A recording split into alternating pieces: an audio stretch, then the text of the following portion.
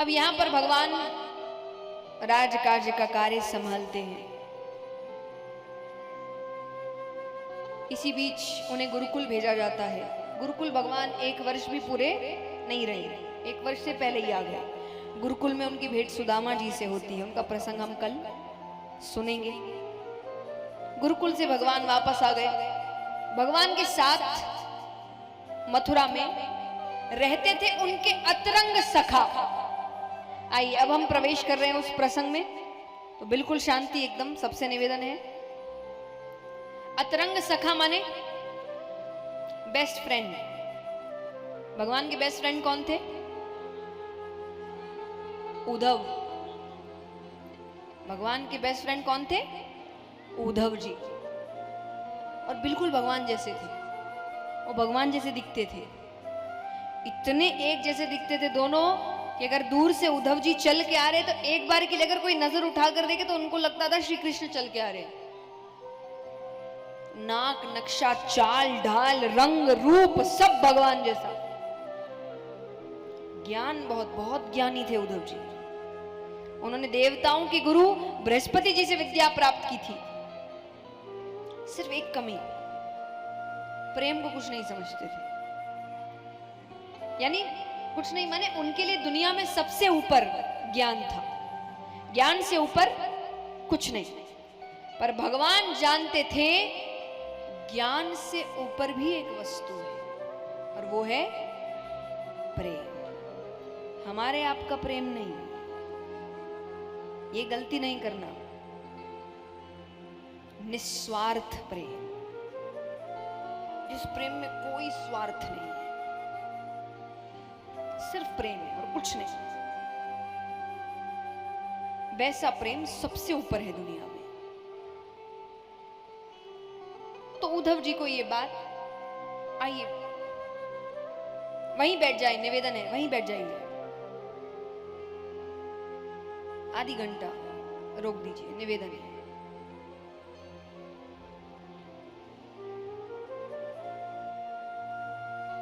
क्योंकि देखिए ये मैं आपके लिए ही कह रही हूं, क्योंकि अगर भाव भटकेगा, एकाग्रता भटकेगी, वो भाव रहेंगे नहीं, तो मैं कथा जैसे छूते हुए चली जाऊंगी। मुझे कुछ नहीं, मुझे तो कथा पूरी करनी है। मैं सुनना आपको है, आपको सुनाने के लिए हमें यहां से जाके फिर कहीं और कथा करनी है। अगर वो एकाग्रता नहीं रहेगी, ध्यान भटकता रहेगा, तो भाव रहेंगे नहीं, तो कहते हुए चले जाएंगे। अगर आपको अच्छे से सुनना है तो शांति आपको ही बनानी पड़ेगी। और तो भगवान को उनके अंदर ये भाव जागृत करने थे कि इसको प्रेम समझ आना चाहिए कि प्रेम होता क्या है। मौके ढूंढ रहे हैं, मौका मिल नहीं रहा। अब एक दिन भगवान राजकाज के कार्यों को खत्म करके थोड़ी जल्दी अपने कमरे में आ गए, क्योंकि भगवान के कमरे में एक बड़ी सी खिड़की थी। उस खिड़की से यमुना नदी का तट दिखता था।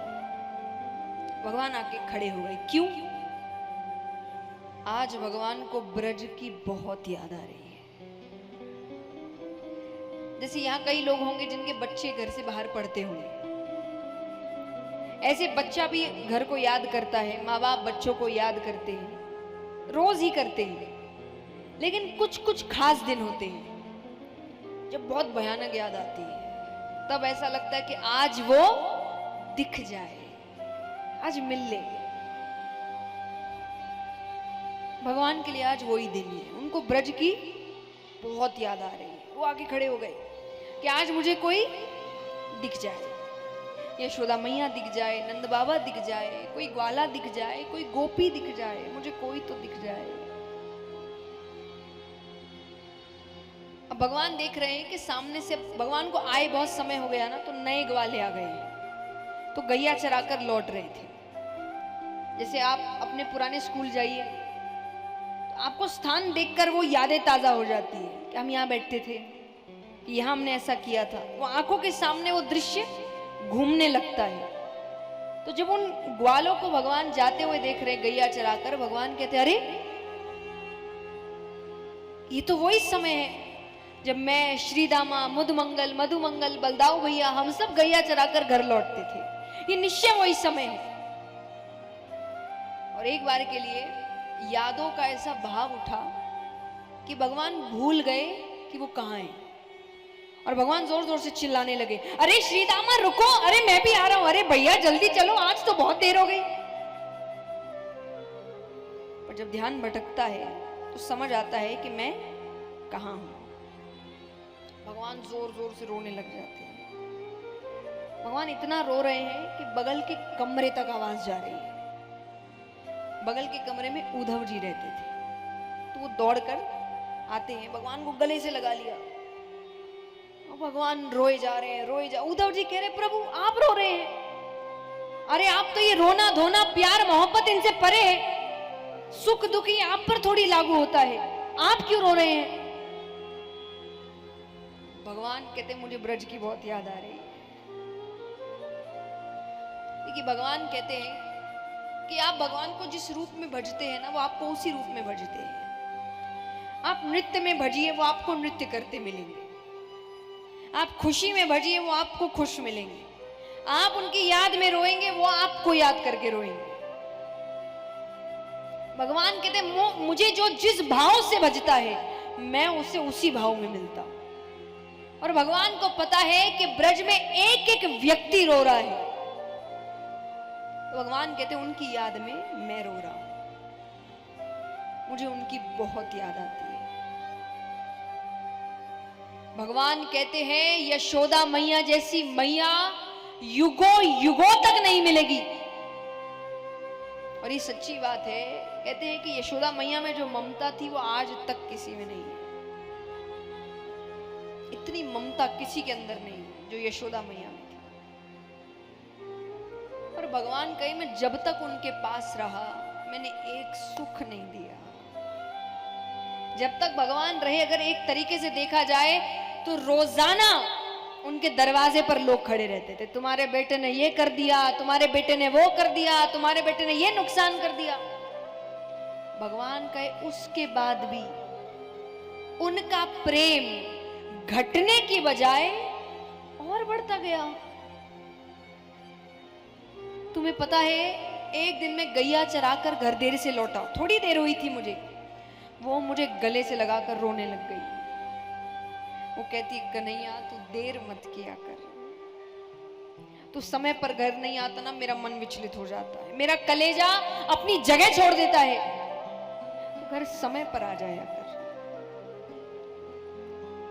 मेरी मैया की वो हालत देखकर मैं जिंदगी में कभी घर देर से नहीं गया, पर आज मुझे कितना समय हो गया है, वो कैसे रह रही होगी मेरे बिना।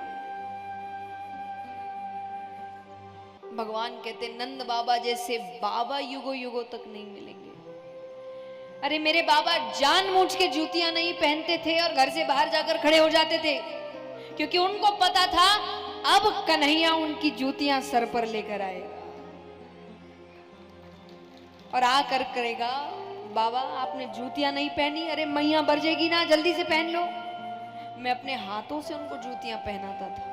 सिर्फ इस दृश्य के लिए मेरे बाबा रोज यही करते थे। भगवान कहते उद्धव मैं दावे से कहता हूं, मैं जब से यहां आया हूं ना, मेरे बाबा ने जूतियां नहीं पहनी होंगी। भगवान कहते उससे भी ज्यादा दुख मैंने उन भोली भाली गोपियों को दिया है। एक दिन यशोदा मैया ने मुझसे कहा कि तू उनके यहाँ क्यों चोरी करता है? अरे वो गरीब है, वो जो दूध दही माखन बेचती है, जो पैसे आते हैं वो उससे ही भोजन करती है, तू उनका नुकसान कर देता है, उस दिन वो क्या खाएंगी? मैं कई दिन तक चोरी करने नहीं गया। कुछ दिन बाद वो सबकी सब घर आ गई, आकर कहती है कन्हैया से तेरा ही बेटा है क्या? अरे चोरी करता है करने दो, नुकसान करता है करने दो, गरीब तो उस दिन हो जाएंगे जिस दिन कन्हैया छोड़कर चला जाएगा। कभी मत कहना हम गरीब है। भोजन तो उस दिन नहीं करते जिस दिन वो चोरी करने नहीं आता। आज क्या गलती हो गई कि कन्हैया नहीं आया। और और अंत में भगवान कहते उससे भी ज्यादा दुख मैंने अपनी राधे को दिया है। और भगवान कितनी देर तक राधे राधे राधे कहकर रोने लगे। मुझे कितनों की आंखों में आंसू दिख रहे हैं, जबकि मैं तो सिर्फ बता रही हूं। उद्धव जी के सामने भगवान रो रहे हैं, फिर भी उन पर असर नहीं हुआ। उद्धव जी कहते तो प्रभु इसमें इतना रोने की क्या बात है? आप उन अनपढ़ गवार ब्रजवासियों को ज्ञान से समझा सकते थे। अनपढ़ गवार, भगवान कहते तुमको कैसे पता वो अनपढ़ है? बोले वो कहां गुरुकुल गए होंगे। भगवान कहते ऐसे तो मैं भी नहीं गया, एक वर्ष में कोई कितना सीख लेगा। उद्धव जी कहे प्रभु आप तो खुद ज्ञान है, ज्ञान की शुरुआत आपसे होती है। भगवान समझ गए जिस मौके की वो तलाश में थे, वो मौका आज उन्हें मिल गया। भगवान कहते सही कहा, मैं समझा ना सका, तुम ज्ञानी हो ना, तुम जाओ। उद्धव तुम ब्रज जाओ, और ज्यादा नहीं, नंद बाबा, यशोदा मैया, गोपियां, बस तीन को ज्ञान से समझाओ कि रोना धोना छोड़ो, ज्ञान मार्ग पर चलो। उद्धव जी को अपने ज्ञान पर भरोसा है तो वो जाते हैं। तो भगवान ने जाने से पहले उनको अपने वस्त्र दिए, कुंडल दिया, अपना पीतांबर दिया, अपना मुकुट दिया। उद्धव जी कहे इनकी क्या जरूरत? बोले इनके बिना बात करना तो दूर, कोई तुम्हें देखेगा भी नहीं, क्योंकि इनसे एक बार के लिए उनको लगेगा मैं आ गया। भगवान की सुगंध है ना उसमें, और वो भगवान की सुगंध जानती है सब। तो वो कहे कि एक बार के लिए वो अपनी नजरें उठा सकती है तुम्हें देखने के लिए। जाते हैं, ब्रज पहुंचते हैं तो कुछ गोपियां जा रही थी। उद्धव जी कहते हैं कि अरे सुनो, ये नंद बाबा का घर कौन सा है? गोपियां कहे मथुरा से आए हो, तुम्हें कैसे पता? बोले मथुरावासी पूछते हैं, वरना ब्रज में तो ऐसा कोई नहीं जिसको ये ना पता हो कृष्ण कहां रहता था। गोपियां कहती नीचे जो जल की धारा जा रही है ना, इसके साथ साथ जाओ, ये जहां जाकर रुकेगी वो नंद बाबा का घर है। उद्धव जी चलने लगते हैं, वो पीछे से आवाज लगाती है, और सुनो, इसको साधारण जल मत समझना, ये जब से तुम मथुरावासी हमारे कृष्ण को लेकर गए हो, तब से नंद बाबा और यशोदा मैया के जो अश्रु जल बह रहे हैं, ये वो जल है। इतना रोए हैं वो भगवान के जाने के बाद। अब वो जाते हैं, घर पहुंचते हैं, आवाज लगा रहे हैं, नंद बाबा, ओ नंदराय जी। एक व्यक्ति बाहर आता है, कहो।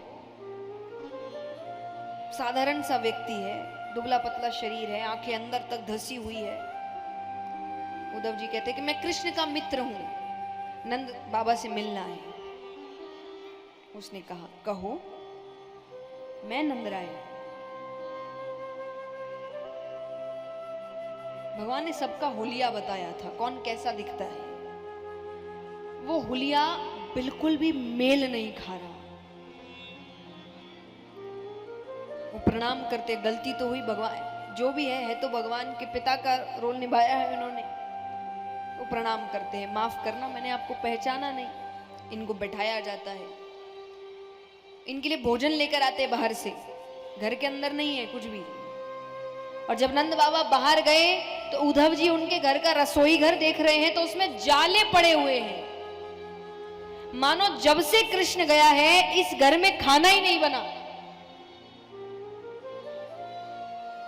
भोजन कराते हैं, अब बात करने ही लग रहे हैं कि कमरे से यशोदा मैया आती है। अरे किससे बातें कर रहे हो?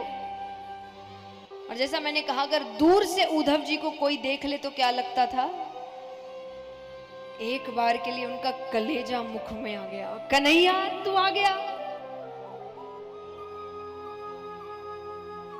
नंद बाबा कहते कन्हैया नहीं है, मित्र है, संदेश लेकर आया है। यशोदा मैया कहती कन्हैया जब छोटा था, जब वो रोता था, मैं सारे काम छोड़ के उसको गोद में लेती थी कि वो रोए ना। मैं उसे रोते हुए नहीं देख सकती थी, मेरे लिए और कुछ जरूरी नहीं था। आज उसकी मां कब से रो रही है, उसके पास समय नहीं है, एक मित्र को भेजा है। उद्धव जी कहते मैया कन्हैया को खुद गर्ज मत समझना, वो आप सबको बहुत याद करता है। जब भगवान नए नए मथुरा पहुंचे थे तो देवकी माता ने यशोदा मैया से थोड़ी बातें करी थी कि खाने में क्या पसंद है इसको, कैसे रहता है, कैसे ध्यान रखूं, क्या करता है, क्योंकि उनके लिए नया था।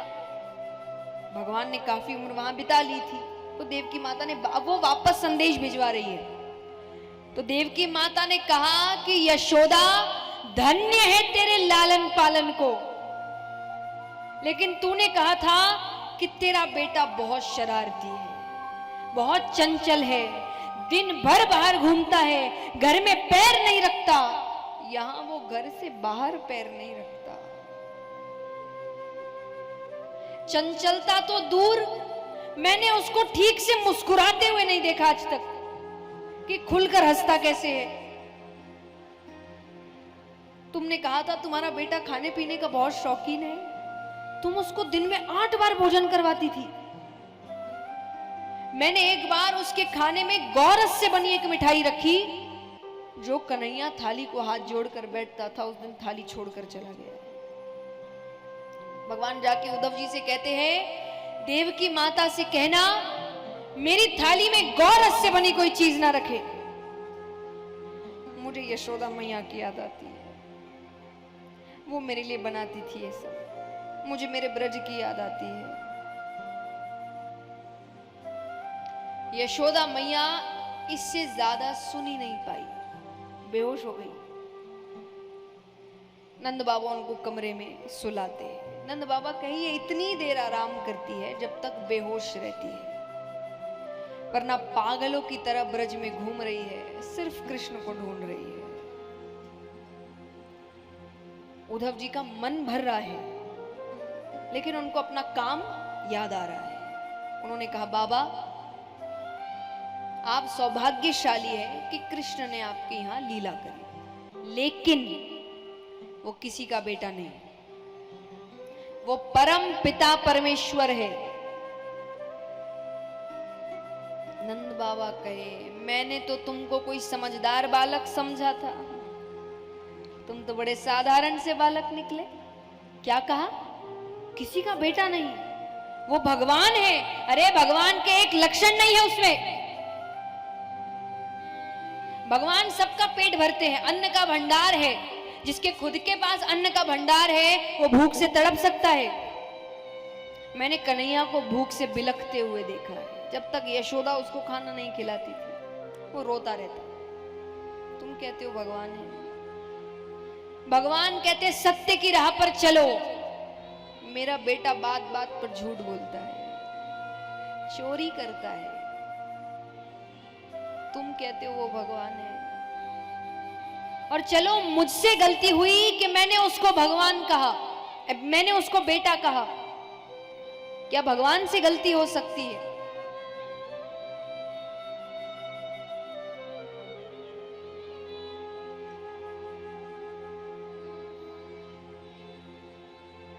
नंद बाबा कहे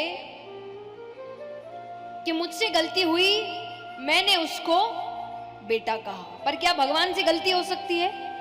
हो सकती है क्या? नंद बाबा कहे उसने मुझे बाबा कहा है, उसने यशोदा को मैया कहा है। जब गोपियां कहती कि नंद बाबा गोरे, बलदाऊ भैया गोरे, यशोदा मैया गोरी, तू कहां से आ गया, तो इनका बेटा नहीं है, वो क्रोधित हो जाता। वो कहता कि मैया कह दे जा मरी से कि मैं तेरो छोरो हूं। तुम कहते हो वो भगवान है। और चलो मैंने मान लिया वो भगवान है, तो तुमको लगता है तुम्हारा ये कहना मेरी विरह वेदना कम कर देगा? विरह वेदना मतलब, विरह वेदना मतलब दूर होने का दुख, बिछड़ जाने का दुख। तो वो कहे कि तुमको लगता है तुम्हारा ये कह देना कि वो भगवान है मेरी विरह वेदना कम कर देगा? अरे आज तक तो मैं सोच रहा था कि मेरे बेटे ने मुझे छोड़ दिया। बहुतों के छोड़ देते हैं, बहुत बच्चे हैं जो माँ बाप को छोड़ देते हैं, अलग कर देते हैं, घर से बाहर निकाल देते हैं, छोड़ के चले जाते हैं। तो नंद बाबा कहे मैं अभी तक सोच रहा था मेरे बेटे ने मुझे छोड़ दिया, बहुतों के छोड़ देते हैं, लेकिन भगवान तो है, मैं उसके भरोसे रहूंगा, वो मेरा साथी है। पर तुमने आज क्या कह दिया? तुम्हारे ज्ञान के अनुसार भगवान मेरा घर छोड़ के चले गए। इससे बदनसीब घर नहीं हो सकता जिसके घर को भगवान ने त्याग दिया। नंद बाबा कहे तुमने तो मेरा दुख और बढ़ा दिया, क्यों आए तुम? नंद बाबा और रोने लगे। रोते रोते उन्होंने अपनी आंखें बंद कर ली। उद्धव जी को समझ नहीं आ रहा मैं बोलूं क्या। वो वहां से चुपचाप चले गए। थोड़ी दूर गए, कुछ गोपियां बैठी है, बातें कर रही है आपस में। एक कहे अरे ये सोने का रथ किसका है? उद्धव जी सोने के रथ में आए थे, मथुरा का रथ है। बोले सोने का रथ किसका है? दूसरी ने कहा तुझे याद नहीं, इसी रथ में तो वो अक्रूर आए थे कृष्ण को ले जाने। मथुरा का रथ है, अक्रूर जी भी इसी रथ में आए थे। तो बोले अब क्या लेने आए हैं? बोले वो कंस की मृत्यु हो गई है ना, उसका श्राद्ध होगा, मांस लेने आए होंगे। श्राद्ध में मांस कौन परोसता है? अरे बोले दैत्यों के श्राद्ध में मांस ही परोसा जाता है। तो बोले वो भी यहां कहां मिलेगा, हम तो दूध दही का माखन का काम करते हैं। बोले ये मथुरावासी बहुत चालाक है, इनको पता है जब से कृष्ण गया है यहां सब मरे घूम रहे हैं, किसी में जान नहीं है। जिसमें जान नहीं है उसका हृदय निकाल कर ले भी गए, क्या फर्क पड़ता है? और हम प्रेमी हैं, प्रेमियों का हृदय मीठा होता है। इनने तो अपने स्वाद का भी ध्यान रखा है। तो दूसरी गोपी कहती है तो तुम्हारा हृदय मांगेंगे तो तुम दे दोगी? वो कहे क्यों नहीं, मामा के श्राद्ध में भांजा भी तो होगा, वो दूर से देखकर पहचान जाएगा ये किस गोपी का हृदय है। हम उसे नहीं देख सकते, वो हमारे हृदय देख ले कि हमें कितनी तकलीफ हो रही है। उसको मजाक लगता है ये सब। ऐसे भाव एक बार मीराबाई के थे। मीराबाई एक दिन पेड़ के नीचे बैठी भजन गा रही है, भगवान को बुला रही है, असल में उनको दर्शन करने। भगवान आ नहीं रहे, परीक्षा ले रहे हैं। अब वो गाए जाए रोए जाए, गाए जाए रोए जाए, भगवान आ नहीं रहे। वो परेशान हो गई, परेशान हो गई। तो उस पेड़ के ऊपर एक कौवा बैठा है, वो बहुत आवाज कर रहा है, तो वो उससे ही बात कर रही है। वो लग रहा है कोई मिल नहीं रहा, इसी से बात करो। तो वो उससे क्या बात कर रही है सुनिए।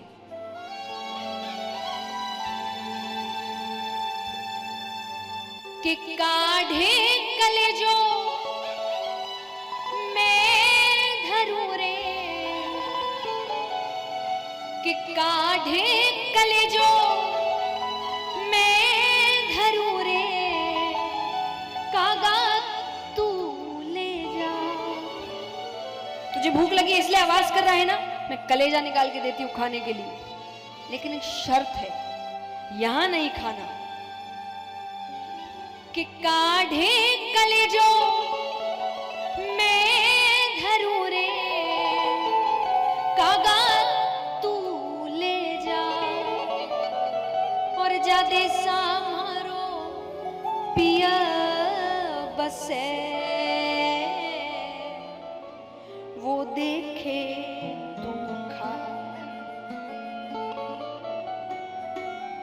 कि जादे सामारो पिया बसे, वो देखे, वो देखना चाहिए तब खाना, उसको दर्द समझ में आए, उसको मजाक लग रहा है ये सब। आज गोपियों के भी यही भाव है, वो हृदय निकाल को देने को तैयार है।